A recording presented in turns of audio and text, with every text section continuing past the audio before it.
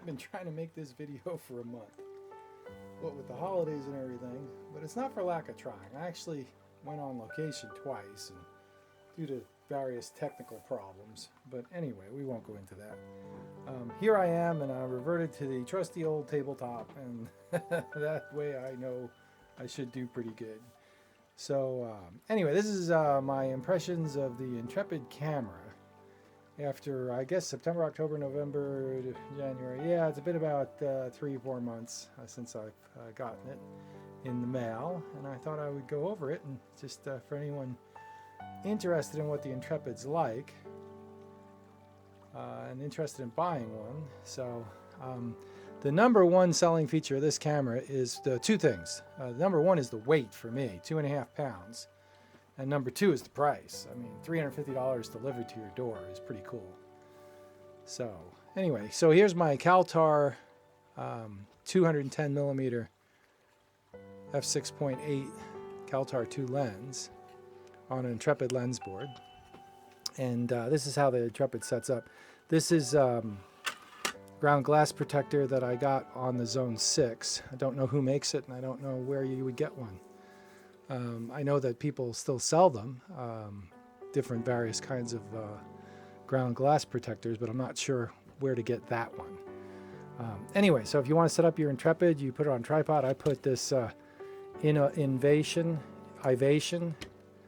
little quick release. The thing, when the camera gets down to 2.5 pounds, you can really lighten up on stuff. I put this on a Gitzo 45 I don't know, what is it, 45, I don't know. I'll annotate what tripod I use with this. It's the same one I use for my Fuji gear. It's a pretty lightweight tripod, and I've had no problems with it. So anyway, this Ivation really works well. I'll go into why. But that's my little quick release on the bottom. And to open this camera up, you fold it open, get it relatively square.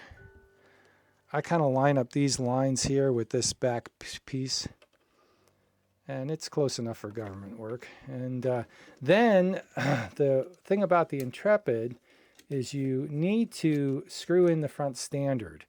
And you have to pick which hole you want to screw it into based upon what lens you're using. For me, the 300 millimeter goes here, the 210 there, the 135 there, and I'm assuming that if I had a 150, it would go there as well, and the 90 goes here.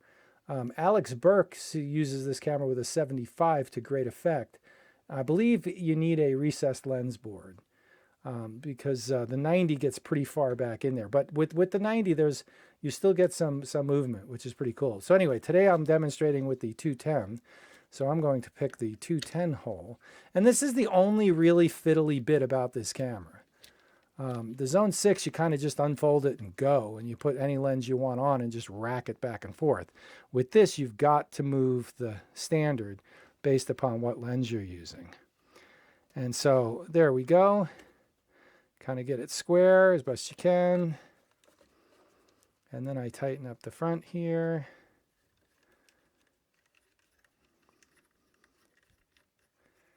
And there it is. And we'll put the lens on. And as you can see, I mean, that's not too bad. And now we're in business. Now focusing is accomplished by this wheel in the back. And you spin the wheel and this bed part moves back and forth. And so there it is. All right. All right, so I've been photographing with large format cameras since about 1995, mostly for landscape work in the field. In that time, I have owned and used a Speed Graphic, a Bush Pressman D, an old Calumet monorail, and a Walnut Zone 6 serial number 4554. And I remember 4554 because it was a 4x5, and what a cool serial number for a 4x5. I bought that camera new from Zone 6 in about 1998, which I just remember that anyway. My current 4x5s include this a Mahogany Zone 6 and this Intrepid Generation 4. I've been using the Intrepid Generation 4 since it arrived on my doorstep back in September of 2020, and it has quickly become my go-to field camera. It's very easy to know that it is my go-to 4x5 because the lens boards for the Zone 6 don't fit the Intrepid. And whatever lens boards my lenses are on dictates what camera I am using. And my lenses have been on the Intrepid lens board since I got it. Initially, it was mainly because of the weight. The Zone 6 is in all its brass and gold-plated glory tips the scales right around 6 pounds, while the Intrepid, with its modern IKEA flat-pack plywood and black anodized-like aluminum finish, weighs in at an amazing 2.5 pounds. I doubt that even the old Speed Graphic was that lightweight. In the beginning, the Intrepid was a bit stiff. The focusing sort of bound up a bit while turning. A lot of that was due to the Arca-style tripod plate attachment screw sticking up through the very thin aluminum bed of the camera and scraping the plastic focusing mechanism at points. And that would be underneath. There's this right there. That gets pretty close to the bottom of the bed. I don't know if you can see that there. Right in there. So, maybe I could show you that moving back and forth. See that? It's where the screw goes through, and I guess that's the threaded part that makes it move. So anyway, I tried adding various washers and shims with no success for various reasons. Then I tried a cheap Ciru knockoff plate, which I bought on Amazon, and that's this Ivation plate that's on there. Let's see that. So that plate there. And the screw is evidently shorter because it doesn't protrude and therefore no more binding.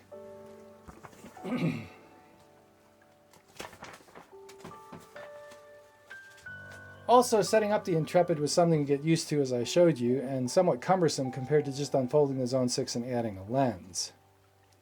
You have to unfold the Intrepid, but then you have to pick a hole for the front stander to screw into based upon the focal length you have in mind for your shot. Same if you want to change focal lengths during your shoot. In practice, it's really not a big deal once you get used to what focal length works with what hole. But it is something that adds to the dance of what is large format photography. My lenses are spaced out enough that I use all 4 holes in order, so it's become very easy to pick which hole and go. And the camera works fine with those focal lengths. There isn't a whole lot of movements available with a 90, as I said, but there is some, and I know it works fine with a 75. You probably need a recessed lens board, as I said.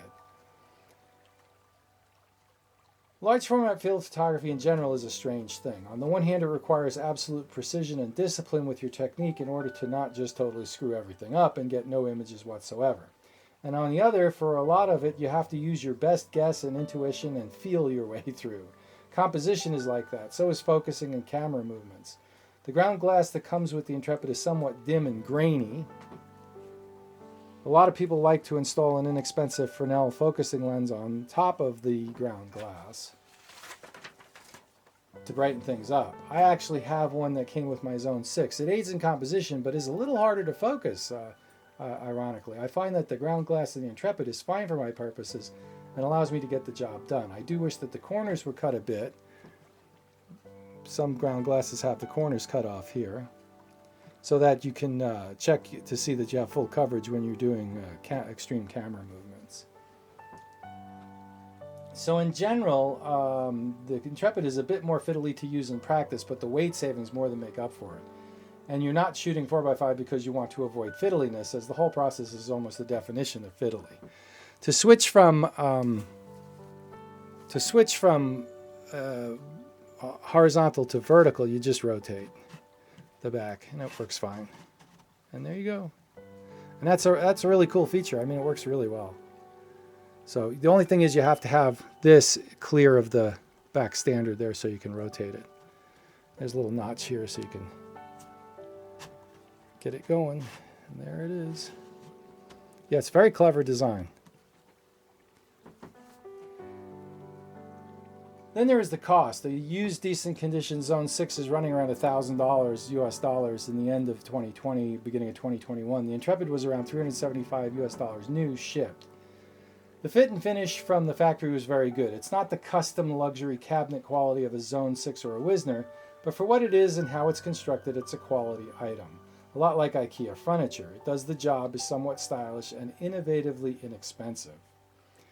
There was a lead time from order to delivery. I think I ordered it in August and it took about 6 weeks to arrive. $375 US dollars for this camera feels about right considering the materials and construction and for what it is. But $375 for what this camera is capable of and the competence in which it carries out its mission makes it a bargain. The real value will manifest over time. How durable and robust is the camera? My Zone 6 is approximately 20 years old at this point and is virtually new. If treated well, I am sure it will have a useful lifespan of decades, if not centuries, assuming film is still around.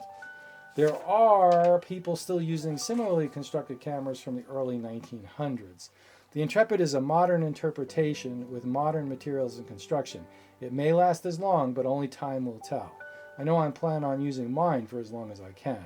So what's my final thought on the Intrepid? If Intrepid announced that they were quitting business today, and I had the opportunity before they stopped production to order another one, I'd order another one as a backup. Yes, it's that good and a unique product that fulfills a role no other camera on the market does, at a price point that is 2/3 less than what the used market is asking for anything that can accomplish the same goals and mission.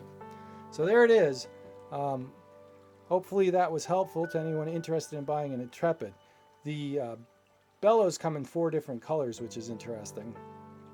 I got the blue, which is kind of neat because it's a little bit different than the standard black, but yet it's not like really garish or outlandish.